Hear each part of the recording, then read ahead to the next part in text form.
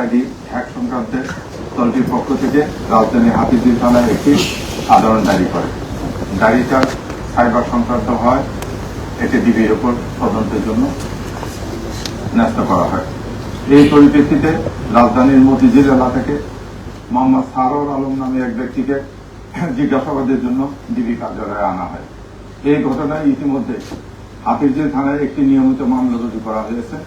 নিবিড় তদন্তের জন্য মামলাটির তদন্তভার ঢাকা মহানগর গোয়েন্দা পুলিশের উপর ন্যস্ত করা হয়েছে।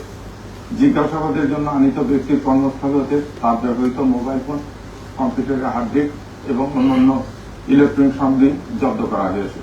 স্বচ্ছ ও নিরপেক্ষ তদন্তের স্বার্থে জব্দকৃত আলামতসমূহের ফরেনসিক পরীক্ষা করা একান্ত প্রয়োজন। বিশেষজ্ঞের মতামত প্রাপ্তির স্বার্থে তদন্ত কার্যক্রম অব্যাহত থাকবে। ঢাকা মহানগর গোয়েন্দা পুলিশ বর্তমানে বিষয়টি পেশাদারিত্বের সাথে এবং গুরুত্ব সহকারে তদন্ত করছে। এই বিষয়ে সামাজিক যোগাযোগ মাধ্যমে অহেতুক বিভ্রান্তি না ছড়ানোর জন্য এবং সুষ্ঠু ও নিরপেক্ষ তদন্তের স্বার্থে পুলিশকে সহযোগিতা করার জন্য আমি সকলকে বিনীত অনুরোধ জানাচ্ছি। ধন্যবাদ। আচ্ছা, প্রশ্ন আপনারা টু দ্য পয়েন্ট করবেন এবং প্রশ্ন রিপিট না করার জন্য বিনীত অনুরোধ জানাচ্ছি। প্রাসঙ্গিক প্রশ্ন করেন। কালকে মধ্যরাত্রে আজকে মামলা যখন হয়েছে গ্রেপ্তার দেখাচ্ছে হাতিঝিল থানা।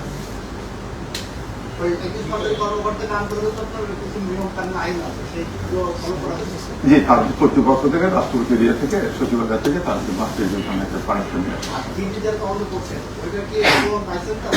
না। এখন যেহেতু মামলা হয়েছে জিডিটার সঙ্গে মারছে একই থানায় তো মামলা এবং জিডি হয়েছে। এটা তদন্ত করে ফরেন্সিক রিপোর্ট না আসলে তো বলা যাবে না। মামলা হয়েছে না, তাদের আমরা না, এটা হাতিঝিল থানায় গ্রেপ্তার করছে। একটা প্রশ্ন করবেন, একটা প্রশ্ন এবং একজন একটা বেশি প্রশ্ন করবেন না, আর প্রশ্ন রিপিট না করার জন্য অনুরোধ করছি। তাহলে ব্যাপারটা এরকম যে জামাতে ইসলামীর পক্ষ থেকে হাতিঝিল থানায় যে মামলা দায়ের করা হয়েছে সেই মামলায় এফআইআর এ ওনার নাম আছে। যেহেতু উনি এফআইআর ভুক্ত আসামি, এই কারণে এখন তাকে গ্রেপ্তার দেখাচ্ছে হাতিঝিল থানা পুলিশ। আপনারা জিজ্ঞাসাবাদ শেষ করেছেন, তার ব্যবহৃত যে ডিভাইস গুলো আছে সেইগুলো সিজ করে আপনারা ফরেন্সিক পরীক্ষার জন্য পাঠাবেন। কিন্তু যার মোবাইল, যার অ্যাকাউন্ট হ্যাক হয়েছে, যে ডিভাইস থেকে হয়েছে, সেই ডিভাইস কি জব্দ করা হবে?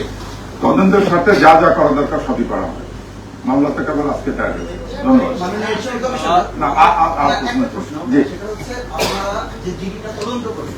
আপনি ইতিমধ্যে বলেছেন সামাজিক যোগাযোগের মাধ্যমে নানা ধরনের হচ্ছে, আমরা বিভিন্ন মাধ্যমে জানতে পেরেছি আপনার ডিবি টিম যারা তদন্ত করেছে তারা কোন ধরনের সম্পৃক্ততা না পাওয়ায় তারা গ্রেপ্তারে রাজি হয়নি।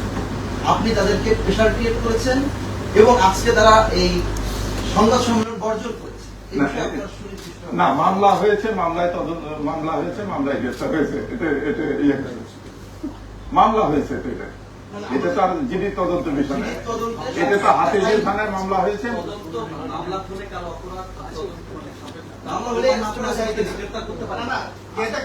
প্রাথমিক সত্যতা যদি না পান আপনারা কিভাবে গ্রেপ্তার দেখালেন?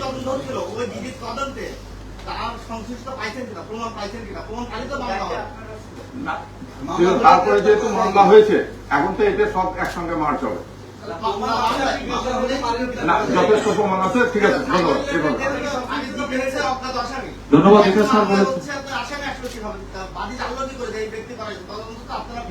ওনার এতে হাতিঝিল থানা মামলা নিয়েছে, থানার সঙ্গে কথা বলেন। ধন্যবাদ। আমাদের একটি ঘটনায় মামলা হওয়ার আগে তিনটি সংস্থা কি বঙ্গভবনে সার্চ করতে পারে কিনা, মানে এবং মামলা হওয়ার আগে আমরা জানি সেখানে এসবিও ছিল, এসবি আসলে কোন বিধানে বঙ্গভবনের এই সার্চ করলো বা মামলা হওয়ার আগে সার্চ করলো, আপনারা এই বিষয়ে কিছু বলবেন না?